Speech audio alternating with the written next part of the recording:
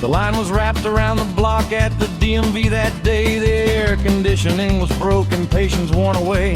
The numbers on the screen were stuck on A194, and a hush fell on the waiting room when he walked through the door. A hotshot kid named Bradley with his sunglasses on tight. He held a stack of tattle forms and looked ready for a fight. He marched up past the ropes and cones, ignoring all of the rules, and shouted, "I've got places to be, I ain't got time for fools!"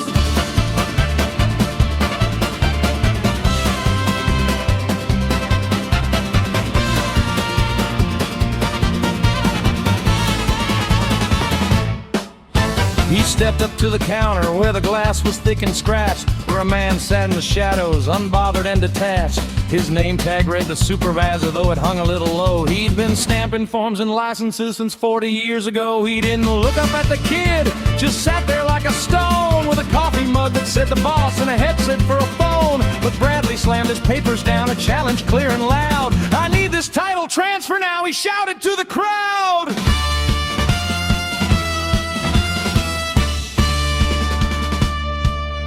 The old man sighed a heavy sigh and reached out for the stack. His hands were covered in ink stains, both the red and blue and black. He felt the edges of the page, the staples in the side, and he said, "You're missing Form 12B and proof of where you reside." The kitty laughed a nervous laugh, said, "Old man, you are wrong. I downloaded every PDF, I've had them all along. Look closely at the bottom line, the signature is there." And the tension in the room hung heavy in the stagnant air.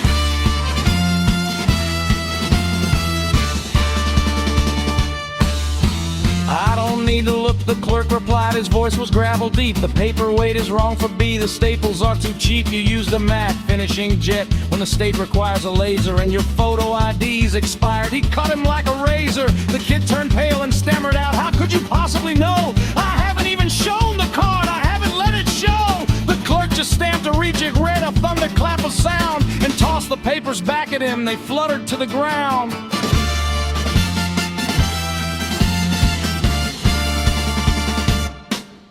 Next number, call the supervisor, calm as morning rain, as Bradley gathered up his pride and walked back out in pain. I waited till the room was clear, then walked up to the glass. I said, "I've never seen a man process a form so fast. You spotted that expired card before it left his pocket. Your eyes must be like eagles, man, tuned in just like a rocket."